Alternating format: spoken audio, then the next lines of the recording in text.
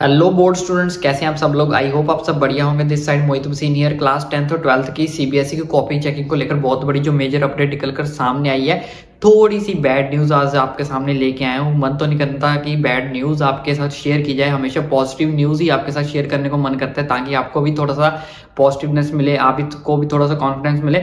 लेकिन इतनी भी बैड न्यूज़ नहीं है कि आपको उसमें कोई दिक्कत हो, परेशानी हो। लेकिन एक छोटा सा मैं आपको हिंट देना चाहता हूँ। कॉपी चेकिंग को लेकर बहुत बड़ी जो मेजर अपडेट निकल कर सामने आई है। तो जो हमारे सीनियर टीचर्स हैं, तो मैंने उनसे बात की, तो कॉपी चेकिंग का जो प्रोसीजर है वो कहाँ तक पहुंचा, क्या कोई नई अपडेट जो निकल कर सामने आई है, कैसे कॉपी चेकिंग का जो प्रोसीजर है वो चल रहा है, कोई दिक्कत तो नहीं आ रही, आपको कोई परेशानी तो नहीं आ रही।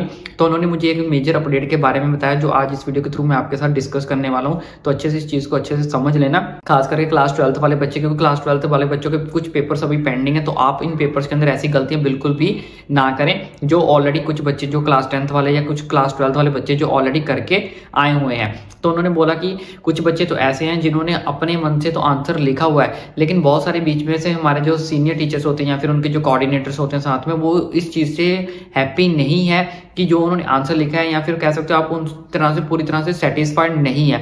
अब मुझे इस चीज़ का समझ नहीं आता।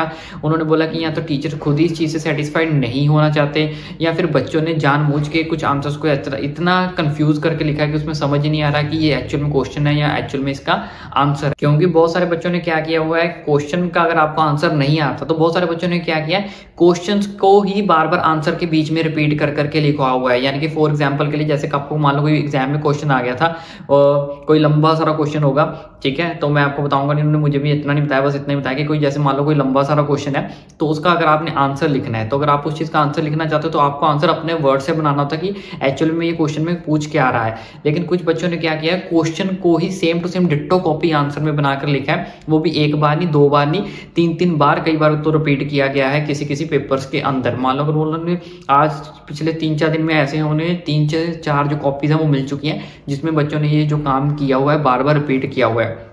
मान लो किसी क्वेश्चन के अंदर, मैं चलो आपको थोड़ा सा हिंट दे देता हूँ। जैसे मान लो कि यहाँ पे क्वेश्चन नंबर 1 है, यहाँ पे क्वेश्चन नंबर 1 है, यहाँ पे बच्चों ने क्या करना था, आंसर लिखना था। तो यहाँ पे जो क्वेश्चन पूछा गया था ना, ये वाला क्वेश्चन, यही यहाँ पे उन्होंने क्या किया, रिपीट किया हुआ है, ठीक है। यहाँ से अपनी तरफ से एक लाइन बनाई हुई है, फिर से क्वेश्चन को रिपीट किया गया। यहाँ पे भी क्वेश्चन उतारा हुआ है, यहाँ पे भी क्वेश्चन उतारा हुआ है, यहाँ से अपनी तरफ से एक लाइन बनाई हुई है, ठीक है। तो मतलब इस तरह से क्वेश्चन अगर आप बना के आओगे तो इस चीज के बोलता हूँ, हमें नंबर कौन ही देगा, और नंबर देने में टीचर्स को बहुत ज्यादा दिक्कत परेशानी का सामना करना पड़ रहा है, क्योंकि बच्चों ने डिट्टो ही क्वेश्चन यहाँ से क्या करा हुआ है, उतारा, कॉपी मारी हुई है। ऐसे बल्कि किसने सिखाया आपको कि अगर आपको आंसर अपने मन से बनाना हो, या फिर अगर आपको क्वेश्चन नहीं आता हो, तो आप डिट्टो का डिट्टो जो क्वेश्चन ही जो अपनी आंसर बुक के अंदर चिपका के आ जाओ। तो पहली बात तो अभी ये है कि जितने बचे हुए आपके पास एग्जाम है क्लास 12th वाले, तो खास करके कि कभी भी अगर आपको कोई क्वेश्चन नहीं आता है तो कभी भी अपने आंसर के अंदर क्वेश्चंस को रिपीट नहीं करना है। हाँ, आपको एक मैं टेक्निक ऑलरेडी वैसे तो बता चुका हूँ कि आपको जो खुद के मन से आंसर बनाना है तो आप उसको कैसे यूज कर सकते हो। दूसरा, आप क्या कर सकते हो, अगर आपको मान लो क्वेश्चन बिल्कुल नहीं उतारना है, क्वेश्चन में से आप कुछ वर्ड्स पिक कर लो ना, क्वेश्चन में से कुछ वर्ड्स, सम वर्ड्स पिक कर लो, सम वर्ड्स को पिक करो, उनको आप क्या कर सकते हो, अपने आंसर में यूज कर सकते हो, उनको आप आंसर में यूज कर लो, ठीक है। लेकिन आपने बच्चों ने क्या किया, पूरा का पूरा यहाँ से क्वेश्चन उतार के डिट्टो कॉपी किया हुआ, कॉपी किया, वो भी एक बार नहीं, 2 बार नहीं, किसी ने तो बहुत 3 बार किया है। किसी बच्चे ने 5 नंबर का क्वेश्चन लिखा होगा, उसने तो 3 बार रिपीट किया, 3 टाइम्स, वो भी क्वेश्चंस को ही। तो बच्चों ऐसे करोगे तो टीचर्स आपको नंबर देने में दिक्कत परेशानी होगा, क्योंकि थोड़ा सा भी अगर आप मोल्ड करोगे ना तो उसमें टीचर्स को कॉन्फिडेंस मिल जाता है। चलो, बच्चों ने अपनी तरफ से एफर्ट किया है और अपनी तरफ से आंसर बनाने की जो कोशिश की गई है। लेकिन ऐसा केस ज्यादा नहीं देखने को मिला, हार्डली पिछले 3-4 दिन के अंदर 3-4 कॉपीज ही जो है वो देखने को मिली है। तो जिन भी बच्चों ने ऐसा काम किया तो डोंट डू दिस, आगे से आप ऐसा मत करना, ठीक है। लेकिन फिर भी उन्होंने बोला कि हमने जो ऐसे मान लो उन्होंने ये जो अपनी लाइन बनाई हुई थी बीच में से, तो इसको उन्होंने 0.5 नंबर दे दिया या 1 मार्क्स दे दिया। ऐसे मतलब इल्जाम ला के ऐसे बच्चों को उन्होंने क्या कर दिया, पास तो कर दिया है, निकाल भी दिया है, 27, 28, 30, 32 ऐसे मार्क्स दिए गए हैं, फेल नहीं किया गया है। इस चीज के लिए थोड़ी सी पॉजिटिव न्यूज ले लो, फेल नहीं किया है, पॉजिटिव यही है। लेकिन ये चीज अगर आप करके आए हो, ये थोड़ा सा नेगेटिव इंपैक्ट जो टीचर्स के ऊपर डालता है, आपके कोऑर्डिनेटर जो पेपर होते हैं, इन्विजिलेटर्स होते हैं, उनके ऊपर डालता है। क्योंकि ऐसी कॉपीज को फिर डीपली से ध्यान से देखना पड़ता है कि कौन सी लाइन से बच्चे ने आंसर बनाया, मान लो ये लाइन से आंसर बनाया तो चलो इसके नंबर दे दें, क्योंकि डिट्टो क्वेश्चन उतार क्या होगा तो क्वेश्चन में तो टीचर्स भी आपकी मदद नहीं कर सकते।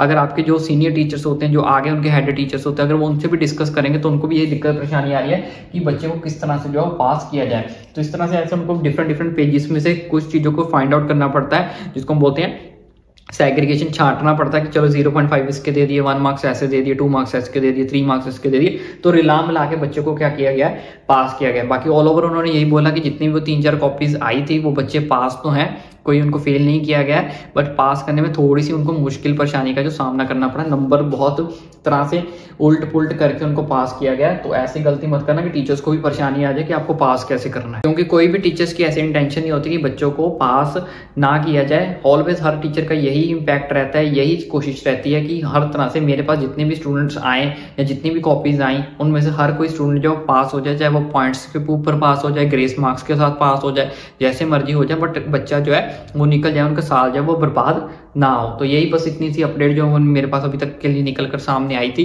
बाकी इसके अलावा और भी कोई मेजर अपडेट निकल कर सामने आएगी वो मैं आप तक पहुंचा दूंगा। बाकी कुछ बच्चों की क्वेरी को कमेंट था कि कहाँ हम अपने मेन सब्जेक्ट को ऑप्शनल के साथ रिप्लेस कर सकते हैं, तो बच्चों उसकी वीडियो मैंने ऑलरेडी बना दी, उसका लिंक मैं आपको नीचे डिस्क्रिप्शन बॉक्स में दे दूंगा। उस वीडियो को अच्छे से देख लेना ताकि आपको समझ लग जाए कि ऑप्शनल को अगर आप मेन सब्जेक्ट के साथ रिप्लेस कर सकते हो तो किन किन कंडीशंस के ऊपर कर सकते हो। और सारे के सारे आपके मेन सब्जेक्ट जो है वो रिप्लेस नहीं होंगे, कुछ लिमिटेड ही सब्जेक्ट आपके रिप्लेस होते हैं। वो सारा कुछ मैंने उस वीडियो के अंदर एक्सप्लेन किया हुआ, उसका लिंक आपको नीचे डिस्क्रिप्शन बॉक्स में मिल जाएगा।